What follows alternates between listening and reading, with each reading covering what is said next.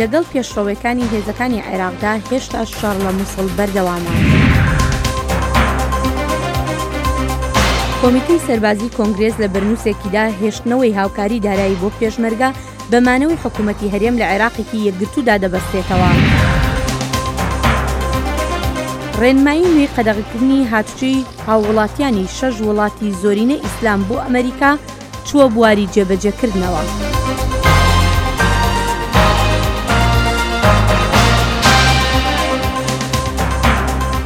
سڵاو ئەم کاتتان باش بەخێر بێنەوە بۆ بینینی بەرنامەی کورد کۆنەکشن. کورد کۆنەکشن بەرنامەکە دەنگی ئەمریکا ژ واشنگتن ڕۆژین سێشەم و هەینی ڕاستەوخوا لە کەناڵی NRTG تێوەشاندن. هێزên Iraqê çend cihên bajarê Mosulê ji Daeş rizgarkirin jwana mizgefta El Nûrî ya ku rêberê Daeş bi Ebûbekir El-Bexdadî berî nêzîkî 3 salan dewleta xilafetê lê ragihandî. Hevdemê girtina wî cê sembolîk lê hêşta hêzên Iraqê rastî berxwedana Daeş dibin li Mosulê. گەیشتنی هێزە ئاسایشیەکانی عێراق بۆ مزگەوتی نووری لە ڕۆژاوای مووسڵ کە هەفتەی ڕابردوو داعش تەقاندیەوە دەشێت زەبرێکی کەمەرشکێن بێ بۆ تێرۆریستان، بەڵام هێشتاش ناگوترێت کۆتایی قۆناغی لە ناوبردنی داعشە. پاش ئازادکردنی مووسڵ دواتری شاری ڕەقا لەم شەڕەی دژی تیرۆریزمدا ئەرچی ئێمە شکست پێهێنانی لەشکریانەی داعشە لە عێراق و لە سووریاشدا. هێشتا داعش چەکدار و مۆڵگەشی هەیە لە هەردوو وڵاتەکەدا. بەڕاستیش کاتێکی دیاریکراومان نییە تا بگوترێت کەی شکستی تەواوەتی بە داعش دەهێنرێت. ئێمە بەردەوام دەبین لەوەی کە تا ئێستا کردومانە و شەڕەکە بە نەهێشتنی مۆڵگەکانی داعش لە تکریت و فەلوجە و ڕوومادی و شوێنەکانی تر کۆتایی پێدێت. ئامانجی ئەو هێرشانی ڕۆژی پێنجشەممەی هێزە سەربازیەکانی عێراق هەر تەنها ئەو ناوچەیە نییە کە مزگەوتی نووری و منارەکەی حەدبای لێیە. نانا پێشڕەوەکانمان بەردەوام دەبن بەلای ڕاست و چەپی مزگەوتی ئەلنووریدا. هەر تەنها کۆنتڕۆڵکردنی مزگەوتەکە گرنگ نییە. بەرپرسیارەتێکمان هەیە لەم ناوچەیە و دەبێت پاک بکرێتەوە لێرەوە تا لای ڕووبارەکە. سەرکردە لەشکریەکان نکوڕی ناکەنەوەی داعش بەرەنگاری هێرشەکان بۆتەوە و دەڵێن کۆمەکە لەشکریەکانی هاوپەیمانان ڕۆڵێکی بەرچاویان هەبووە لە درێژە پێدانی پێشڕەویەکاندا. هێزی دژە تیرۆر بە چەند ئاراستەیەکدا ئەرکی خۆی بەجێ دەگەێنێت. پاژەوەی شەقامی فەروخمان تێپەڕان بەردەوام بووین لە پێشڕەویدا. داعش لێرە و لەوێدا هەندێک بەرەنگاری هەبوو، بەڵام هێزە پیادەکانمان توانیان لە ناویان برن و فڕۆکە جەنگیەکانی هاوپەیمانان و هی لەشکری عێراقیش یارمەتیدەرێکی گەورەمان بوون. بۆ عێراقیەکان گرنگ بۆ بگەنە مزگەوتی نووری و لەوێەوە سەرکەوتنی خۆیان بەسەر داعشدا ڕابگەێنن. مزگەوتەکە گرینگە، یەکەم چونکە مزگەوتێکی مێژوویە و بەهایەکی تایبەتی هەیە لای موسڵاویەکان. دووهەمیش ئەوەیە چونکە تیرۆریست ئەبوبەکر البەغدادی لەو مزگەوتە دەوڵەتی خرافەتی ڕاگەیاند و ئەم سەرکەوتنەش مایەی خۆشحاڵی تەواوی هێزەکانمانە. تەقەکردنی سێرەگرانی داعش بۆمبەچێنراوەکان لە ناو داروپەردوی باڵەخانە و خانوە ڕووخاوەکاندا و تۆپباران و هێرشی خومپارەیی و ئەگەری هێرشی خۆکوژی و چەندان کۆسپیتریش نەبوونە تەمایی ڕێگەگرتن لە دەستە و تاقمە فریاگوزاریەکان و گەڕان بە شوێن تەرمی ئەو خەڵکە سڤیلیەی لە شەڕە قورسەکانی ئەم هەفتەی ڕابردوودا کوژراون. لە زۆر شوێنی عێراقدا ئیشمان کردووە لە فەلوجە ڕوومادی سەلاحەدین، بەڵام هیچ شوێنێک تا ئێستا وەک ڕۆژئاوای مووسڵدا ڕەوشێکی خراپدا نەبووە. وێرانبوونێکی لەم شێوەمان نەبینیوە و هێندەی ئێرەش خەڵکی سیڤیل نەکوژراون. بە دڵنیاییەوە زۆر زیاتریشە چونکە تا ئێستا لە 150 شارەکەمان تەواو کردووە. لەگەڵ بەردەوامی شەڕەکاندا دانیشتوانیش بە هەر ڕێگەیەکی پڕمەترسی بووایە خۆیان دەگەیاندە هێزە ئاسایشیەکانی عێراق تا بنێرێنە ئۆردوگاکانی ئاوارەکان و ژیانیان پارێزراو بێت. ئێمە لە شەقامی فاروق بووین. ڕەوشەکە زۆر خراپە، نەنان هەیە نە ئاو، بەردەوام تۆباران و شەڕەتەقەیە. زۆر خێزانی تریژ ماون بە سەدان خێزانن کە رەساتە نەنان هەیە نە ئاو.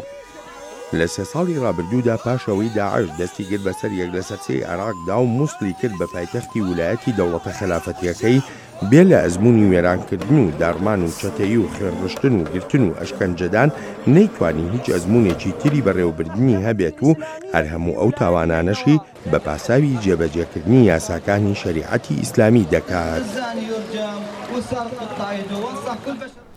لەگەڵ ئەوەشدا کە شەڕ لە مووسڵ بەردەوامە، سەرۆگۆزیری عێراق حەیدەر ئەلعەبادی ڕایگەیاند خلافەتەکەی ئەبوبەکر بەغدادی کە لە ساڵی 2014 لە بەشێکی عێراق و سووریا ڕاگەیەندرا بە کردار کۆتایی پێهاتووە. ئایا کۆتایی هاتن بۆ خلافەتە مانای کۆتایی هاتنە بە داعش لە عێراق بۆ تاوتوێکردنی زیاتری ئەم باسە میواندارەتی نووسەر و لێکۆڵەر خەسرە و ئەڵماسی دەکەین کا خەسرە و سوپاس بۆ ئامادەبوونت بۆ ستودیۆی دەنگی ئەمریکا. سوپاس دەکەم. سەرەتا کا خەسر دەمەوێت بۆ پرسیارەوە دەست پێ بکەم. ئەم ڕاگەیاندنەی حەیدەر ئەلعەبادی سەرۆکوەزیری عێراق ئایا مانای ئەوەیە کە داعش لە عێراقدا بە شێوەیەکی گشتی بەرەو کۆتایی دەڕوات؟ بەڵێ ئەو ڕاگەاندنەی حەیدەر ئەلعەبادی لە ڕاستیدا ڕاگەندراوێکی زیاتر سیاسی بوو، باز لەوە دەکات کە کۆتایی هاتووە بە خلافەتەکەی داعش لە ڕووی سیاسیەوە، چونکاتێ داعش گرنگیەکی تایبەتی بە مووسڵ داوە لە سەرەتاوە و پایتەختی خلافەتەکەی ڕاگەیاندووە و لە دەستدانی پایتەختەکەی کەواتە شکستێکی گەورە لە ڕووی سیاسی و نظامیە بێت بۆ دەوڵەتی ئیسلامی لە عێراق و شام. داعش وە سەرکەوتنێکی گەورە بێت بۆ دەوڵەتی عێراق، بەڵام ئەوە بە لە ڕووی نظامیەوە بەمانای کۆتاییاتنی داعش نییە هێشتا لە عێراقدا، چونکاتێ وەک ئاگاداری هێشتا لە حەویجە ڕێکخراوی داعش تەنانەت لە ناو مووسڵیش هێشتا شەڕ بەردەوامە. بڵێ باشە ئەگەر گریمان با بڵین داعش بە شێوەیەکی با بڵین چەکداریش لە ناو عێراقدا کۆتایی پێبێت بە ماوەیەکی زوو، ئایا ئەمە چەندێک کاتی پێدەچێت کە با بڵین داعش وەکو فکری داعش لە ناو عێراقدا کۆتایی پێبێت؟ هێرۆخان فکری توندڕەوی و تیرۆر بە داعش دەستی پێ نەکردووە تا بە داعشیش کۆتایی بێت. داعش ئەڵقەیەکە لە زنجیرەی کۆمەڵێک ڕێکخرا و دەوڵەت کە پشتیوانی تیرۆریان کردو لە ناوچەکەدا و کۆتایی هاتنی داعش لە ڕووی سەربازی و لە عێراقدا بەمانای بنەبڕکردنی بیرۆکەی توندڕەوی و ئیسلامی ڕادیکاڵ لە عێراقدا نابێت بە دڵنیاییەوە. بەڵام ئەوەی کە ئایا داعش وەکو داعش بەردەوامە بێت یا لە ژێرناوێکی دیکەدا دروست ئەبێتەوە، یا ئەوەی کە وەکو ڕێکخرا و بوونیان نابێت بەڵام هێرشی تاک و تۆک لەم لاولەلا دەکەنەوە جاری دیار نییە. بەڵێ باشە کاک خسرەوە ئەگەر بینە سەر با بڵین مەسلەی باسمان لە کۆتایی هاتنی داعش بە شێوەیەکی فکری کرد باسمان لە عێراق ئایا ئەمە چەندێک کاریگەری بەسەر هەرێمی کوردستانەوە ئەبێ ئەگەر ئێمە باز لە با بڵین فکری توندڕەوی لە هەرێمی کوردستان بکەین؟ ئایا هەرێمی کوردستان هەر ئەتوانێت بەو شێوەیە خۆی بپارێزێ کە ئێستا تا ڕادەیەک یعنی خۆی پاراستووە لەو شتانە؟ بەڵێ وەک ئاگادارین ڕێژێکی زۆر کەم لە کوردستانی باشوور و ڕۆژهەڵات پەیوەندیان کردووە بە ڕێکخراوی داعشەوە. ژمارەکان باز لە 500 کەسەکرێت کە بە پێی جەمعیەتی کوردستانی باشوور و ڕۆژهەڵات ژمارێکی کەمن، بەڵام وەکوبوونی فکری توندڕەوی لە کوردستانی باشوور ئەو بیر و بۆچینی توندڕەوی داعش بوونی هەیە بۆ بنەبڕکردنی ئەو بیر و بۆچوونە بەڕای من لەسەر ئاستی سیاسی و ئابووری و کولتوری دەبێت ئیش بکرێت. لەسەر ئاستی سیاسی بەڕای من دەبێت کرانەوەیەکی سیاسی هەبێت، دموکراسی پەرەی پێ بدرێت، خەڵک بتوانن بیر و ڕای خۆیان بە ئازادی دەرببڕن. لەباری ئابووریشەوە بەڕای من کوردستان ئەبێت ئەو قەیرانە ئابووریە بە زووترین کات چارەسەر بکات، چون کاتێ وەک دەزانین ڕێکخراوە توندڕەوەکان زیاتر لە شوێنانەی کە لەباری ئابووریەوە خەڵک فەقیر و هەژارن بێ ئیش و کارن کەم داهاتن خەڵک کۆکاتەوە ڕاکێشی. بەڵێ کاکەسرەوە پرسیارێکی تر کە لە سەرەتای دروستبوونی داعشەوە هەروە سەرهەڵدانی ئەم داعشە لە عێراقدا سەرەتا ئەوە گوترا کە ئەمە کاردانەوەیکی سونەکان بوو بەرامبەر بە حکوومەتی شیعە. ئایا تۆ پێت وایە با بڵین ئێستا لەم سەرهەڵدانی داعشەوە حکوومەتی عێراق وانەیەک فێر بوو کە بۆ مامەڵەکردنێکی باش لەگەڵ با بڵین ئاینەکانی ترا یا خودنەتەوەکانی ترا؟ بەڵێ لە وەڵامی پرسیاری تۆدا ئەبێ ئاماژە بدەین کە ڕادیکالیزمی ئیسلامی لە دوو نوسخەی شیعی و سونەدا بەرامبەر بە یەک بوونیان هەیە و دەوڵەتی عێراقیش ناتوانێت بە تەنیا سەلمانیەتی کە بە تەنیا وەکو خۆی بڕیارێکی یەکلاکەرەوە بدات زۆر لەژێر تەسیر و کاریگەری حکوومەتی شیعی ئێرانیدایە و لەم سەفەری حەیدەر ئەلعەبادی بۆ ئێرانیش کە ڕێبەری باڵای وڵاتی ئێرانی بینی، ڕێبەری باڵای وڵات وجودی حەشتی شعبی بە بەرەکەت و خێرێک بۆ خەڵکی عێراق ناوزەت کرد و پشتیوانی خۆی بۆ دووپات کردەوە ئەزاین کە حەشتی شعبی لە لای سونەکانی عێراق زۆر ڕقیان لیانەوە زۆر لیانە ترسن وەک هێزێکی تۆقێنەر سەریانەکەن و بە بڕوای من ئەم پاڵەپەستۆی شیعە و سونە لە ناوچەکەدا کاردانەکانی لەسەر خاکی عێراق و سووریا بەردەوامە بێ. بەڵێ زۆر سپاس دەکەین کە خەسرەوە بۆم دەرفەتە. کۆمیتەی سەربازی ئەنجومەنی نوێنەران لە کۆنگرێسی ئەمریکا دەڵێت یارمەتی دارایی ئەمریکا بۆ پێشمەرگەی هەرێمی کوردستان بندە بەوەی هەرێمی کوردستان بەشێک بێت لە عێراقێکی یەکگرتو. ڕۆژنامەی ئەلمانیتەریش لەو بارەیەوە نووسیویەتی کۆنگرێس هەڕەشە دەکات کە یارمەتی دارایی کوردەکان دەبڕێت ئەگەر لە عێراق جیا ببنەوە. نوێنەرایەتی حکوومەتی هەرێمیش لە واشنگتن دەڵێت ئەمە زمانی بەرنووسەکە نییە. بەرنەویسا پرۆژەیە بەڕەوانیان نیشتیمانی دەبێژە کۆمیتەیە خزمەتین سەربازی یا جڤاتە نوێنەرین ئەمریکی وەسا دەبینە و ئەو ئالیکاریە دراویژ بۆ حکومەتە هەرێما کوردستانی بمەبەستا قەیمکردنە هەفکاریە حکومەتە عێراقی و یا هەرێما کوردستانی و پشتەوانیە وانە ji بۆ هەوڵین یەکگرتی دشەڕی کۆمەڵە دەولەتە ئیسلامی داعشدا. ڕۆژنامە ئەلمانیتەر نویساندیە گەفەیە ڕاوستاندنە ئالیکاریە بە سەدان ملیۆن دۆلارین ئەمریکی ساڵانە ji پێشمەرگیان ڕەهەیە ئەگەر کورد ji بەغدا جودا بن. بتنێ پار ئەمریکا 480 ملیۆن دۆلار ji پێشمەرگەین هەرێمی ڕا ji بودجەیە ساڵی کو دێ لە مەهانە ئیلونێ بدایی بێتن تەرخان کردبوون. ئەگەرچی ریفراندۆم کو لەبەرە لە 25 مەها نەه ئێلونێ بێتەکردن نە بواتایە سەرخەبوونیە بەلکو پتر ڕاوەرگرتنە حەزا کوردانە لێ گوتارە سەرۆکی هەرێما کوردستانی مەسعود بارزانی یا ڕۆژە چارشەمێ 28 مەها شەش خزیرانی دو واشنگتن پۆستدا معنایەک دیدە دەتن. بارزانی دەبێژە دەم هاتیە کوردستانە عێراقی بڕیارە خوا لەسەر سەرخەبوونێ بدەتن. داخویانیە نوێنەراتیە حکومەتە هەرێما کوردستانی لە واشنگتن دەبێژە زمانی بەرنەویسا یاسایە کۆمیتەیە سەربازیە جڤاتە نوێنەرین کۆنگرسی نەگەفەیە لێ هەرێمێ بە ئاوایەک و ڕۆژنامە ئەلمانیتەر نویساندیە بەلکو بەرنەویس دەبێژە ئالیکاریە دراویە ئەمریکا ji پێشمەرگیان ڕە پەیوەندی هەیە بە بەشداریە هەرێما کوردستانی دو حکومەتە عێراقا ئێکگرتیدا. هێزن هەفت پەیمانە دەبێژن ڕفراندۆم پرسەکە بە عێراقی بەگریدایە لێ ئەوێ ڕاهێنانی بەهێزین پێشمەرگیان بکەن وەکە بەشێک ji سیستەمێ بەڕەوانی عێراقی. ڕێفراندۆم پرسەکە دەوێت حکوومەتە عێراقی بڕیارێ لەسەر بدات. یامەکیری و ئەم دکەن ji demê hêzên hevpeymanan hatî damezrandin rahênan bi hêzên ewlehiya Iraqê hatiye kirin û pêşmerge beşeke ji wan. Heta îro me rahênana 20,000 pêşmergeyan kiriye û ew hêzeka giringin dişkandina Daişê da. هێشتانە دیارەکە کەنگی پرۆژەیە جڤاتە نوێنەران وێ ببە بڕیار و کاچەندی ئەمریکا DPTV بەهێزین پێشمەرگیان هەبە پشتی دەرخستنا داعش ji مووسڵی و دەڤرین دیên عێراقی لێ هەلوێستی ئەمریکا بتەڤایە دەستگەین حکومەتێڤە لە دژی ڕفراندۆمە هەرێما کوردستانینە ئەگەرچی ئەو دەزانن مەرج نینە ئەنجامێ وێ بێت جێبەجێکردن.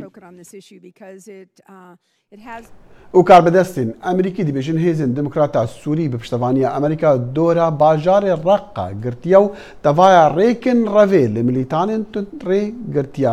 وەزارەتە دەرەوەیە ئەمریکیشی دەبێژە دەما ڕەقا ڕزگار بوو حکومەتە خۆجهی وێ لە وەربێ هەڵبژاتن لێ ڕزگارکردنا ڕەقەژی وێ مانایە نادا و چالاکیین دەولەتە ئیسلامی لە سووریە وێ بداوی بێن. هێزن عەرەب و کورد هین بەردەوامە ئۆپەراسیۆنە ڕزگارکردنا ڕەقەوە دکەن. ئەو دەبێژن ئەف دەڤرن هە هەمی دبن کۆنترۆلە وادەنە و تو دەرنینەک و ئەندامên داعشê بکۆرن برابن. هسه هنا احنا انه بالطرف الغربي من الرقة. ئەم نەها لە ڕۆژاوای ڕەقاینە و ڕەوش باشە ئەف هەرێم دبن کۆنترۆلا مەدایە و gelek pêşveçûnjî hene. ئەمریکا دەبێژە پشتی ڕزگارکردنا vî bajarê ew gelek giringek ku reqa ji aliyê xelkê wî deverê ve bêrê ve birin.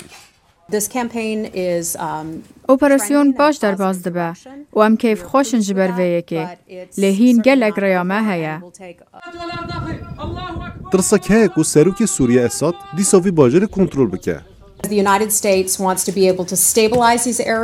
ئەمریکا هەوڵ دەدا ku aramiyê li wê derê ava bike û alîkariya xelkê Sûriye bike ku vegerin cihê xwe hem li Sûriyê û hem li Iraqê. Ew tişgelek zor e ku Esad bikare heremekê rêve bibe, dema ku xelkê wî heremî dijî desthilatdariya wî tên.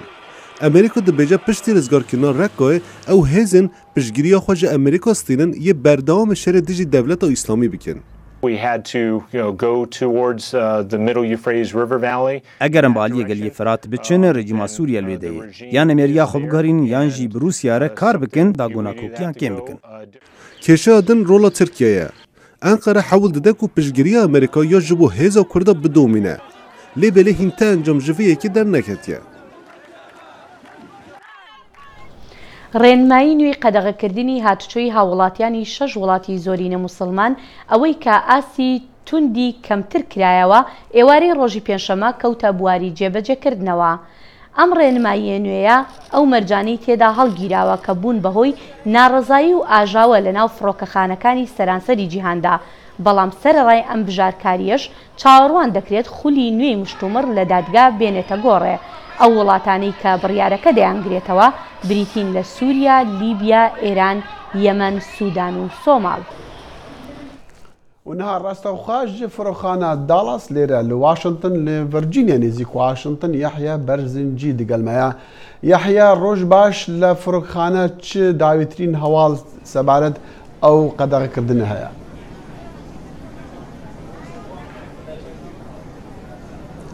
بەڵێ وەخۆ ئاماژە پێکەیت من لە فڕۆکەخانەی داڵاس ئێرپۆرتم کە فڕۆکەخانەیەکی نێودەوڵەتیە و زۆرترین گەشتی دەرەوەی وڵات بۆ ئەمریکا لەم فڕۆکخانەیەوە بە ئەنجامەگەێنرێت. بەڕاستی کەش و ئەجوای فڕۆکەخانە زۆر ئاساییە بە تایبەتی دوای جێبەجێکردنی بڕیارەکەی سەرۆک ترامپ کە بڵین پێدانی ڤیزا بۆ 6 وڵاتی زۆرینە موسڵمان بە هەندێک گۆڕانکاری لە چاو بڕیارەکەی ڕابردووی. بەڕاستی ئەگە بەراورد بکەیت لە چاو بڕیارەکەی ڕابردوو کە ئەم فڕۆکەخانەیە پڕ بوو لە خۆپیشاندەر و چالاگوان و پارێزەری خۆبەخش بۆ ئەوەی کەوا کۆمەکی و هاوڵاتیانە بکەن کە ڕێگەیان لێگرێ بێنە ناو ویلایەتە یەکگرتووەکانی ئەمریکاوە. بەڵام ئەمڕۆ بەڕاستی ئەو ئەجوایانە نابینیت. فڕۆکەخانە زۆر بە کەشێکی ئاساییە ئەڕوات. من یەکێک لەو خێزانانەی کە چاوەڕێ بوون لە گەشتی 40 دقیقە بە کاتی واشنگتن کە فڕۆکەیەک بوو لە دووبەیەوە دەگەیشتە داڵاس ئێرپۆرت، خێزانێکی ئێرانی چاوەڕێی کە هەندێک لە کەسوکاریان بوون بەڕاستی گرفتی ئەویان هەبوو کەوا ئەو بڕیارەی کەوا خزمی نزیک خزمی دەرەجەیەک ئایا بڵین گرفتی ئەویان هەبوو کە ئامۆزایەکیان یەکێکە لەو مسافرانەی کە هاتووە لەگەڵ بڵین برایەک و خوشکێکە. ئەلبەتە بڕیارەکە زیاتر ڕوونکردنەوەی زیاتر خەڵک لەوە چێ بەرچاوڕوونی زیاتری بێ لەوەی کەوا کەسی دەرەجەیەک کێگرێتەوە و کێ ناگرێتەوە. تاکو ئێستا هیچ حاڵتێکی بڵین ناجۆر نابینی. بەڵێ یەحیا زۆر سوپاس کاتەکەمان کورد بوو هەرچەندە دەمانوێت زیاتر لەسەر ئەم بابەتە قسە بکەین. یەحیا بەرزنجی لە فڕۆکخانەی داڵاس لە ڤەرجینیا لەگەڵ ماموو سوپاس. Di tevliheviya bûyeran da rastî gelek caran nixam tê dimîne. Mijarên ku ji bo xelkê xemên rojane û balawan dikişînin em li gel mîvanên xwe bi awakî serbixwe û bêalî guftûgo dikin. Şopandina rastiyê bi riya parvekirina bîr û boçînên cûr ew bingeheke sereke ye bi rastiyê ji bo avakirina pêwendiyekê û her wiha baweriyê li gel temaşevanan.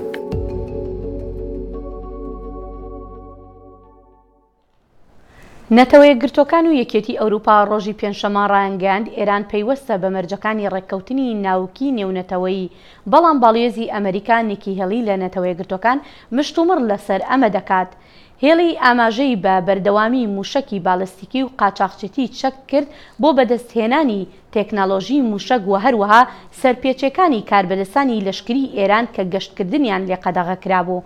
باڵێزی ئەمریکا لە نەتەوە یەکگرتوەکان گوتیشی ئەنجومەنی ئاسایش سەرکەوتوو نەبووە لە هەنگاوێکی کەمیش بۆ بەرپەرجدانەوەی ئێران بۆ ئەم سەرپێچیانە. و کاربەدەست و پارتیên کورد لە عەفرینê dibêjin artêşa Tirkiya çekên giran li dora Efrînê kom dikin û rojane gund û navçeyên wan dera jî topbaran dikin. Ew hêrîşên artêşa Tirk şermezar dikin û weka dagîrkirinê didin naskirin. Raporta Newruz Reşo ji Efrînê. Artêşa Tirk çekên giran derdora kantona Efrînê kom dike û liv û tevgera Xwezê de kiriye. û rojane gund û navçeyên Efrînê û herêma Şehba topbaran dike. Rêveberiya Xweser li kantona Efrînê êrişên artêşa Tirk şermezar dike û destwerdana wê wekî dagirkerî dide nasîn û bang li aliyên navdewletî dike ta ku dawî li van kiryaran bînin. يعني اگر مصلحتك روسيا هاي بتركيا بلا مصلحة خوبة ونكوري ما ليه نسر حسبي ملتي ما نسر حسبي من سلامة يومه هروا اي كولاسيون انه بنتويجي بونغا مانجوانا جي بني تشوا من شرقي فريد بوروستن قال بوروستن اندوه في دنجي يعني تشوا كيل فرجي بنير الهرم او كنتون عفيج بنير جبرجو يعني بيدنجا روسيا وهين تركو هين من خورد بكا هين مرة تركو مزنبا لأن ناخذن بيجا مرحلة كي شرنا بري ما تركو شيبا أم جي بشري ناخذن أم أشيد خذن. جعالیه خواه پارتیا یکیتیا دموکراتیک پیاده دبیجه اف ایریش دی چرچوفایا رکفتنا رژیما سوریه و روسیا به ترکیه را پکتین. در باراگفین ترکیه چما دوی دمیده و آرمانجه چنه انداما کمیتانا وندیا پیاده امینه آسی و هادا آخفه. ترک دور هم بر دورا خویا سانوی هرسه به تبکیلی الالانی کو فرصت بگری داگرکریا و بکش بو دستلادار بمینی هم د ترکیه ده هم جیگی روجلات ناوین ده ببینه به وی هلوستی تفدگری به گمان و هلوست نه به کو به موافقه روسیه روس ایروش شری خوش بونا نسر اساس استراتیجیه کی گوهرتنی هرمی ده بده چیکرن پولیتیکای خروس نسر بی اساسی دمشینه سر اساسی چاوا دکاره به هنک حلفای کو چیدکی ایران سوری ترکیه چاوا دکاره به مرکزی خوی کدروجلات ناوین ده هی و ناوین داویجی سوری چاوا دکاره به واب پاریزی. هر وها رشید شعبان اندام نویزگاه سیاسی پارتیا یکیتیا دموکرات آکورد الوحده دبیجه کو ایریشین ترکیه بن پیکرنا جیاسای ناف دولتی رایه. ام وقت پارتیا یکتی دبینن ترکیه هر هایی فشلی دی سیاستا خواهی دا اف رو رشکرنا وان بی خواستن دناو ملتی خواهد و ناو دست خواهد اثبات بکن انی والله ما کنی رولک بلیستا ما کنی دارک بلیستا لی اف تجاری نارسیره پارتیین سیاسی و آلیین رایدار لکانتون عفرینش بر بدنگی روسان لسر زدگاوین دولت ترکیه نارازینه باوری آوان به هزاوان یه پگی و یه پجه که پاراسن آوان دکیجی بلنده وزیر دروی ترکیه مولود چاوشئوغلو دبیجه قبرصی یونانستانی ایدی بس خونابه در کتنا 35,000 هیزین ترکیه جه گر آوا داوشکری دا ببینن. بریس چاوشئوغلو لکنفرانسی آشتیه لسویسرای گود اف خونا وانا دوی او جوی خونی هشکار بن وی گود جی دوی اف گرا دانستاندنان یا داوی با حولا داوی با جبو چار سر کرنا ناکوکین دهان سالا لسر قبرصی و ام ایدی دانستاندنان لسر وی پرسی ناکن. با آلیه خواه وزیر دروی یونانستانی گوت ترکیه وی حلوستی خواتن دوباره دکا کار به دست یونانستانی دی بیجن معنی هیزین ترکیه گفه لسر او لحیه و داخواز دکن او جگر آوا 43 سالان یا دابشکری درکبن. هنج بو نوچه پیزانین و شاهید چنکو دنگ امریکا عمل جهب و یرینه نوچه اینگرنگ جبو وحد شوپینین به یوتیوب و فیسبوک و تویتر خویا کرمانجی و سورانی برنامه سیاسی، هنری و روناکبیری برنامه کرد کنکشن ده انارتی تیوی ده دکارن لتلفزیون و رادیو پشکا کردیا دنگ امریکا به شوپینن و گهداری بکن همی پلاتفورم میدیایی پشکا کردیا دنگ امریکا ده خدمت و دانه و جیک راست هل بجارتیه دنگ امریکا جدره هری باور پیکری سەر ڕای هێرشی ئەم دوایانەی تیرۆریستان بۆ سەر مانچستەر و لەندەن ڕێبەنانی کۆنگرێسی ئەمریکا دەڕواننە ئەو وانانەی کە ئەوروپیەکان وەریان گرتووە بۆ شەڕی دژ بە زیادبوونی توندڕەوان. هەڕەشەکە بە مسۆگەری هەیە و پەرەی سندووە بەپێی ئەو گفتوگۆیی سەرۆک داناڵد ترامپ سەبارەت بە قەدەغەکردنی گەشت دادگای باڵا بڕیارەندا بخرێتە مانگیدا بۆ پێداچوونەوەی یەکجارێکی بەسەر بڕیارەکەدا. یاسادانەران سەنگیان خستۆتە سەر ئاسایشی سنوورەکان. کاربەدەستانی بەرەنگاربوونەوەی تیرۆر بە کۆنگرێسیان وت کە ئەمە کارێکی هاوسەنگە. من پێم باشە زیاتر سەنگیان بخستایەتە سەر هەواڵگری لێکۆڵینەکانی فشاری یاسایی و هەڵمەتە لەشکریەکان لە بڕی ئاسایشی سنوورەکان. لە کاتێکدا کە ئەوروپا لە خەباتدایە بەرامبەر پەرسەندنی ئەوە ڕەشانە هەڵبەت وانە بە سوودەکان ڕێگەیەک بۆ یاسادانەران دەڕەخسێنن کە بایەخ بە پرسی چەکدارانی بیانی بدەن لە خاکی وڵاتە یەکگرتووەکاندا. ئەوروپا چی دەکات بۆ ئێمە جێی بایەخ بێت کە لێرە ئەنجامی بدەین؟ ئوروپا سەرچاوەگەلێکی زۆر و کاتیشان تەرخان کرده بوو بۆ لیستی کارە خۆپارێزیەکان. ئەوان پرۆگرامگەلێکی زۆریان لە بەردەستدایە سەبارەت بە پەیوەندی و تێکەڵبوون بەر لەوەی ئەو کەسانە بگەنە قۆناغە سەرەتاییەکانی بنڕەوی. ئاخۆ یەکێک لەو ڕێگەیانی کە وڵاتە یەکگرتووەکان دەیانەوێت لە ئەوروپیەکانەوە فێری بن چییە؟ دەستڕاگەیشتن بە کۆمەڵگەکان لەگەڵ نزیکبوونەوەیکی دروست و شایستە لێیان. ئەوروپیەکان جۆرێک لە بەدواداچوونیان بۆ تاکە کەسەکان پەرەپێداوە کە لە بەسەرهاتەکانیان تێبگەن چۆن دەتوانیت بگەیتە ئەو منداڵی بەر لەوەی تەفری بدەن. هاوکات ئێستاکە ڕوونە کە هەڕەشەکە ئیتر لەوە دووە بەکەم وەرناژیرێت. هەواڵە خۆشەکە ئەوەیە کە هێرشەکانی پاریس بۆتە هۆی هەندانێکی زیاد لە ڕادا بۆ خۆراوە. داعش لەگەڵ تۆڕە کۆمەڵایەتەکاندا خۆی گونجاندووە کە استراتیژیەکە دەگاتە پشتی سنوورەکان.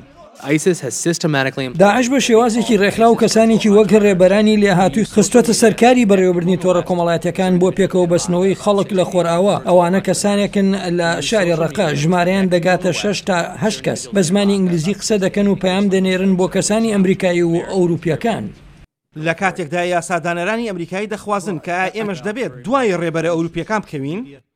ئێمە تیرۆریستی بیانیمان هەیە کە کۆمپانیا ئەمریکیەکان بەکاردەهێنن بۆ دروستکردنی لایەنگر و کۆکردنەوەی کۆمەجی پارە و بڵاوکردنەوەی پرۆپاگەندە و فێرکردنی تیرۆریستەکانی دیکە کە چۆن بۆم دروست بکەن. ئەوروپایەکان باز لەو هەوڵە دەکەن کە چۆن جڵەوی تۆڕە کۆمەڵایەتەکان بکەن. بەڵام لێرەدا لە وڵاتە یەکگرتووەکانی ئەمریکا بڕیاری لەم چەشنەی قەدەغەکردنی گەشت مشتومڕی گەورەتر لەسەر بەهاکانی ئازادی و ئاسایش دەوروژێنێت.